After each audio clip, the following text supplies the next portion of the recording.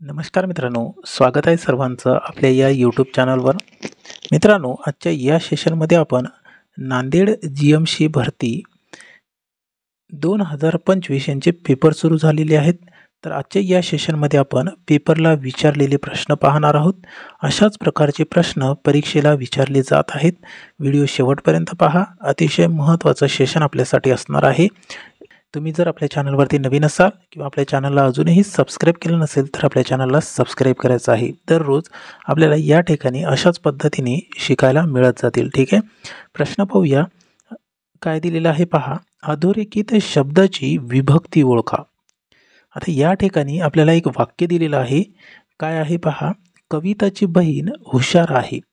आता यामध्ये बघा, कविताची हा जो आहे हा शब्दाला आपल्याला अधोरेखित केलेला दिसत असेल, त्याला अंडरलाईन केलेली दिसत असेल.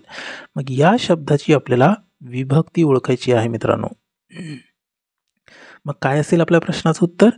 पर्याय बी षष्टी असेल. ओके, आता षष्टी या विभक्तीमध्ये मूळ शब्दाला काय प्रत्यय लागलेला असतो. सा, ची आणि चे हे प्रत्यय लागलेले असतात. ठीक आहे, कविताला कोणता प्रत्यय लागलाय. ची, म्हणून हे षष्टी विभक्ती या ठिकाणी आपल्याला प्रश्नाचं उत्तर द्यायचं आहे. ठीक आहे, पुढचा प्रश्न पाहायचा. मग प्रश्न पाहूया. 27 नंबरचा प्रश्न पहा. काय दिलेला आहे. महत्त्वाचे प्रश्न आहे. प्रश्न असा आहे. थर वाळवंट मुख्यत्वे कोणत्या राज्यात आढळतो. काय असेल मग या प्रश्नाचं उत्तर. पर्याय सी राजस्थान. लक्षात ठेवायचं आहे. ठीक आहे, चला पुढचा प्रश्न पाहूया. प्रश्न 28 नंबरचा पहा. काय दिलेला आहे. डॅश डॅश राज्यघटनेवरून भारतीय राज्यघटनेत मार्गदर्शक तत्वांचा समावेश केला आहे. कोणत्या देशाच्या राज्यघटनेवरून भारतीय राज्यघटनेत मार्गदर्शक तत्वांचा समावेश केला आहे. मित्रांनो, या प्रश्नाचं उत्तर काय असेल मग. पर्याय ए आयर्लंड. ठीक आहे, या देशाच्या राज्यघटनेवरून भारतीय राज्यघटनेत मार्गदर्शक तत्वांचा समावेश करण्यात आला आहे. स्पष्टीकरणामध्ये पाहू शकता. भारतीय राज्यघटनेतील मार्गदर्शक तत्वे यालाच इंग्रजीमध्ये आपण म्हणतो directive principle of state policy. Ireland या देशाच्या राज्यघटनेवरून घेतली गेली आहेत. ओके, लक्षात ठेवा. महत्त्वाचा प्रश्न आहे. त्याच्यानंतर पुढचा प्रश्न क्रमांक 29 नंबरचा पहा. पोंगल हा जो सण आहे कोणत्या राज्यात साजरा केला जातो. काय असेल मग या प्रश्नाचं उत्तर. पर्याय बी तामिळनाडू. ओके, लक्षात ठेवा. महत्त्वाचा प्रश्न आहे. त्याच्यानंतर पुढचा प्रश्न पाहूया. प्रश्न क्रमांक 30 नंबरचा पहा. काय दिलेला आहे. जायकवाडी हे धरण कोणत्या जिल्ह्यात आहे. तर आपल्या प्रश्नाचं उत्तर असेल पर्याय सी छत्रपती संभाजीनगर या जिल्ह्यामध्ये जायकवाडी धरण आहे. ओके, त्याच्यानंतर पुढचा प्रश्न मराठी व्याकरणावरचा आहे. पहा. काय दिलेला आहे. खालील शब्दाचा समास ओळखा. शब्द दिलेला आहे चक्रपाणी. कोणत्या समासाचा शब्द आहे मग हा. तर पर्याय डी बहुव्रीही समासाचा हा शब्द आहे चक्रपाणी. ठीक आहे, लक्षात ठेवा. त्याच्यानंतर पुढचा प्रश्न समासावरती प्रयोगावरती प्रश्न विचारले जात आहेत मित्रांनो. ठीक आहे, प्रश्न 32 नंबरचा पहा. स्पायरोगायरा डॅश शैवाल आहे. काय असेल मग या प्रश्नाचं उत्तर. पर्याय ए हरित. ओके, स्पायरोगायरा हे हरित शैवाल आहे. ठीक आहे, लक्षात ठेवा. पुढचा प्रश्न क्रमांक 33 नंबरचा पहा. काय दिलेला आहे. पुढील शब्दाचा अर्थ सांगा. शब्द दिलेला आहे जरब. मग या शब्दाचा आपल्याला अर्थ सांगायचा आहे. काय आहे मग अर्थ. तर पर्याय बी दरारा. ओके, जरब या शब्दाचा अर्थ काय असणार आहे. दरारा असणार आहे. त्याच्यानंतर प्रश्न 34 नंबरचा आपल्याला पाहायचा आहे. सूर्यमालेतील सर्वात लहान ग्रह कोणता आहे. कोणता आहे मग सर्वात लहान ग्रह. पर्याय बी बुध हे सूर्यमालेतील सर्वात लहान ग्रह आहे. लक्षात ठेवा. महत्त्वाचा प्रश्न आहे. त्याच्यानंतर प्रश्न क्रमांक 35 नंबरचा पहा. काय दिलेला आहे. खालीलपैकी शुद्ध शब्द ओळखा. व्याकरणदृष्ट्या शुद्ध शब्द आपल्याला ओळखायचा आहे. या ठिकाणी पर्याय 4 दिलेले आहे. तर काय असेल मग आपल्या प्रश्नाचं उत्तर. पर्याय ए तात्पर्य. ओके, लक्षात ठेवा. व्याकरणदृष्ट्या शुद्ध अशुद्ध शब्द पण आपल्याला यावरचे प्रश्न विचारले जात आहेत. ठीक आहे, त्याच्यानंतर पुढचा प्रश्न पाण्याचे रासायनिक सूत्र काय आहे? काय विचारलं आपल्याला? पाण्याचं रासायनिक सूत्र विचारलेलं आहे. तर काय आहे मित्रांनो आपल्या प्रश्नाचं उत्तर? पर्याय सी H2O हे पाण्याचे रासायनिक सूत्र आहे. तर आता बघा बाकीचे जे ऑप्शन दिलेले आहेत ते पण आपण या ठिकाणी थोडंसं बघूया. बघा NaCl यालाच आपण काय म्हणतो? मीठ आहे की नाही? काय म्हणतो? मीठ. मग NaCl याचं रासायनिक सूत्र काय आहे? तर सोडियम क्लोराईड. ठीक आहे, लक्षात ठेवा. क्लोराईड हे याचं रासायनिक सूत्र आहे. कशाचं आहे? Sodium chloride. NaClचं हे काय आहे मित्रांनो? सोडियम क्लोराईडचं रासायनिक सूत्र आहे NaCl. ठीक आहे. त्याच्यानंतर O2 म्हणजेच काय? तर ऑक्सिजन. काय? ऑक्सिजन. ठीक आहे. त्याच्यानंतर CO2 म्हणजे कार्बन डायऑक्साईड.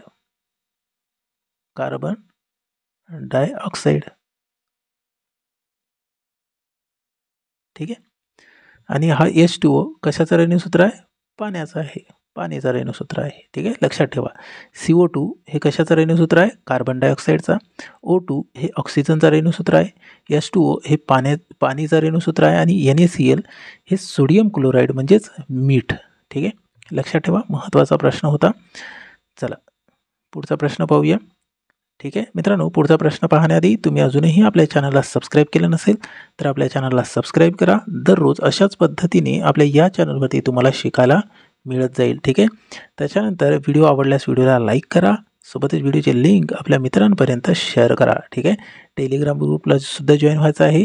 व्हिडिओच्या डिस्क्रिप्शन बॉक्समध्ये आपण टेलिग्राम ग्रुपची लिंक त्या ठिकाणी दिलेली आहे. त्यावरती क्लिक करून आपला टेलिग्राम ग्रुप तुम्ही जॉईन करू शकता मित्रांनो. त्यामध्ये आपण आपल्या क्लासेसची PDF आणि सोबतच आपल्या क्लासेसची लिंक आपण त्या ठिकाणी टाकत असतो आणि स्पर्धा परीक्षेशी रिलेटेड अपडेट त्या ठिकाणी तुम्हाला मिळत जाईल. ठीक आहे. व्हॉट्सअप ग्रुपला सुद्धा जॉईन व्हायचं आहे.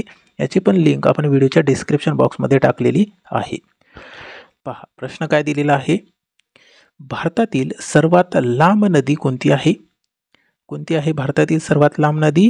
पर्याय सी गंगा ही भारतातील सर्वात लांब नदी आहे. ओके, लक्षात ठेवायचं आहे. गोदावरी नदी ही महाराष्ट्रातील सर्वात लांब नदी आहे. ठीक आहे. पहा स्पष्टीकरणामध्ये महत्त्वाचे पॉईंट आहे. भारतातील सर्वात लांब नदी ही गंगा नदी आहे. तिची लांबी सुमारे 2525 किलोमीटर एवढी आहे. ठीक आहे, लांबी लक्षात ठेवा. 2525 नाहीतर 2525 असं लक्षात ठेवलं तरी चालेल. त्याच्यानंतर पुढचा प्रश्न 38. पहा काय दिलेला आहे. माउंट एव्हरेस्ट कोणत्या देशात आहे? माउंट एव्हरेस्ट कोणत्या देशात आहे? तर पर्याय बी नेपाळ या देशामध्ये माउंट एव्हरेस्ट आहे. ओके, लक्षात ठेवा. पुढचा प्रश्न 39. पहा काय दिलेला आहे. महत्त्वाचा प्रश्न आहे.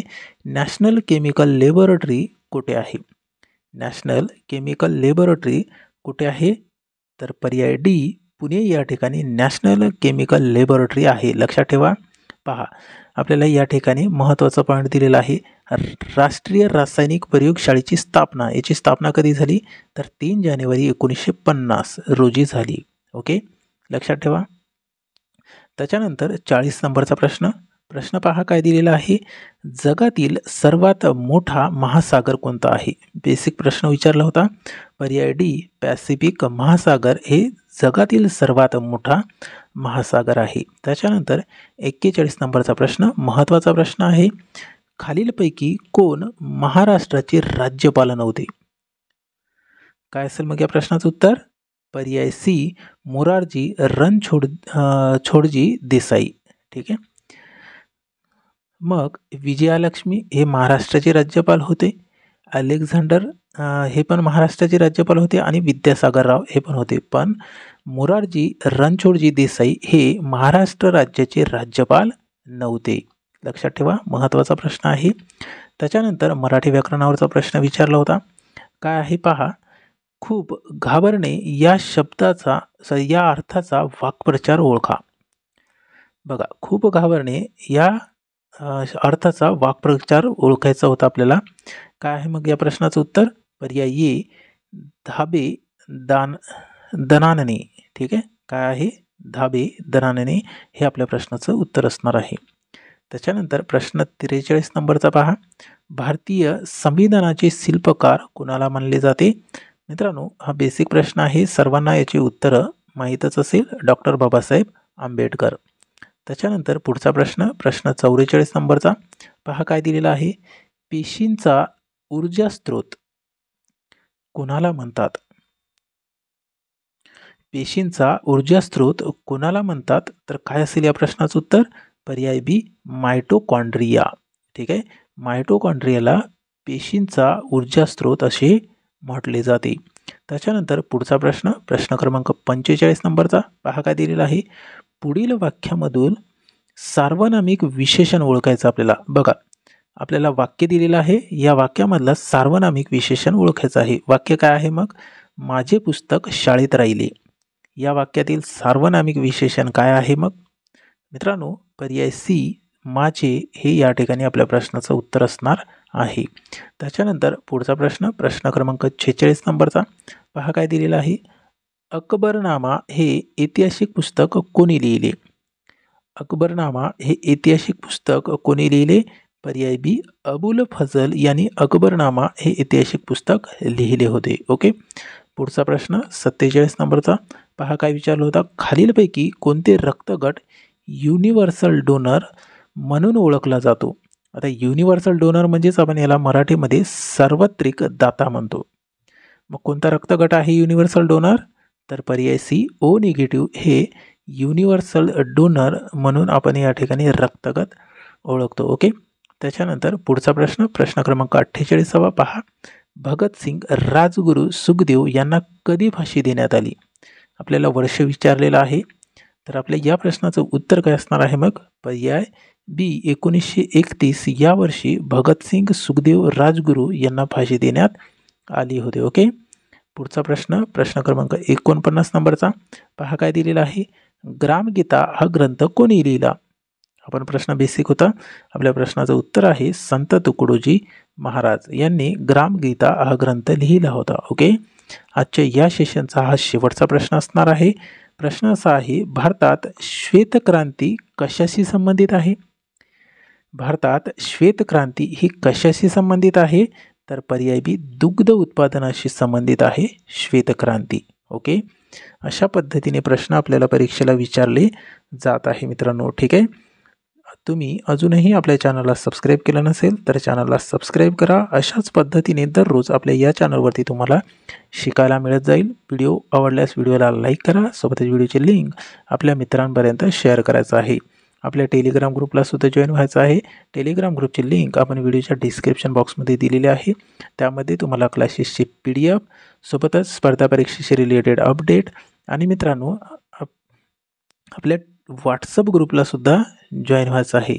यामध्ये सुद्धा आपण व्हिडिओचे लिंक, क्लासेसची PDF आणि सोबतच स्पर्धा परीक्षेशी रिलेटेड अपडेट देत असतो. ठीक आहे मित्रांनो, भेटूया समोरच्या सेशनमध्ये.